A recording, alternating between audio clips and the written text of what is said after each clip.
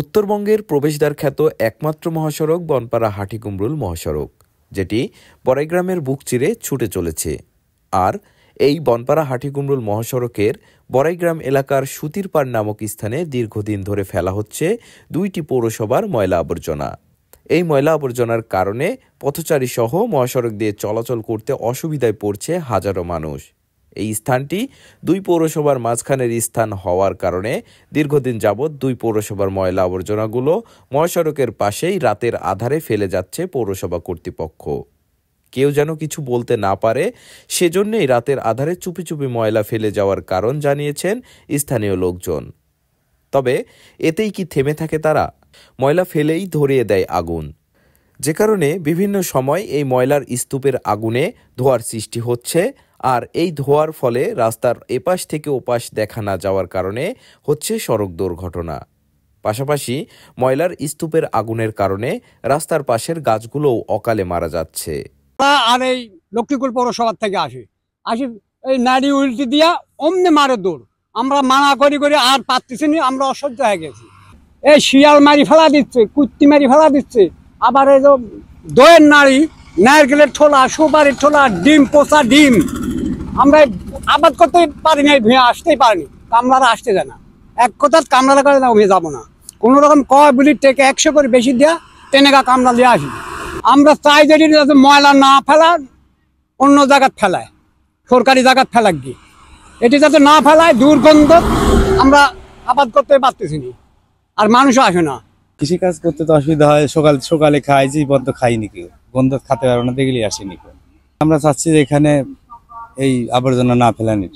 এই গন্ধের মধ্যে এই কাউন্সিলের পাতে না আটকায়, এভাবে গন্ধ তো সমস্যা হচ্ছে। এদিককার সব মাঠের সমস্যা হচ্ছে, পুকুরে প্রত্যেকটা পুকুরের পাড়ে কাছে পড়ে আছে, সমস্যা তো হচ্ছেই। এই সমস্যার সমাধান করবে কে? ময়লাগুলো ফেলা দেওয়ার কারণে আমরা পুকুরের আশপাশে ঠিক থাকতে পারি না, গন্ধ লাগে, তারপর গাড়ি অ্যাক্সিডেন্ট হয়। ময়লা ফেলা দেওয়া যায় রাত 8টা-9টা থেকে ময়লা ফেলা দেওয়া যায়, যাতে দিনের ভাগে কেউ বুঝতে না পারে। দিনের ভাগে বুঝতে পারলে আবার ফেলাই দিবি, গন্ডগোল হবি, ওই জন্য রাতে ফেলাই দেওয়া যায়। তো এখানে ময়লা ফেলাইলে আবার আমার সমস্যা, এবং গাড়ি ঘোড়া চালাতে পারতেছি না, লাগ ধরে যাওয়া লাগে, গন্ধ লাগে, আরো যাত্রীর সমস্যা হয়, অনেক হয়। কৃষক এবং যারা পথচারী এরা সবাই আমাকে বলে, এবং আমাদের রিয়া মিটিংয়েও বলেছে যে এখানে এই ধোঁয়ার কারণে এবং বাজে গন্ধ হয়, গন্ধের কারণে তাদের এখানে চলাচল এবং কৃষি কাজ করার জন্য অসুবিধা তৈরি হয়। আমি অনুরোধ করব যে যারা যথাযথ কর্তৃপক্ষ যারা আছেন তারা দয়া করে এই আগামী দিনের জন্য এই 2টি পৌরসভারই যারা কর্তৃপক্ষ আছেন তাদেরকে অনুরোধ করি যে যাতে এখানে আর ময়লা ফেলানো না হয়। তবে পৌরসভা 2টির ডাম্পিং স্টেশন না থাকার কারণে এমনটি হয়েছে বলে জানিয়েছেন বনপাড়া পৌরসভার ভারপ্রাপ্ত পৌর প্রশাসক ও সহকারী কমিশনার আশরাফুল ইসলাম। আমাদের বড়াইগ্রাম পৌরসভা এবং বনপাড়া পৌরসভা আদতে কোনো আমাদের ডাম্পিং স্টেশন নয়, যেটা আধুনিক নগরায়নের জন্য প্রত্যেকটা পৌরসভার বা নগরে একটা করে ডাম্পিং স্টেশন থাকে বা রিসাইকেলের জন্য ব্যবস্থা থাকে। কিন্তু আমাদের 2টি পৌরসভাতে একটা তো এইরকম কোনো ব্যবস্থা নেই।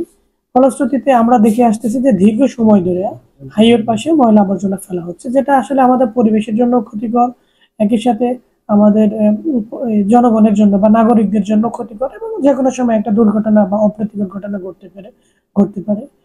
এর পরিপ্রেক্ষিতে আমাদের স্থানীয় সরকার মন্ত্রণালয় থেকে আমাদের একটা প্রজেক্ট নেওয়া হয়েছে যে ডাম্পিং স্টেশন করে। আমাদের ডাম্পিং স্টেশনের কাজ মোটামুটি প্রায় 80 থেকে 90% মোটামুটি কমপ্লিট 2টি পৌরসভারই, বনপাড়া পৌরসভা এবং বড়াইগ্রাম পৌরসভার।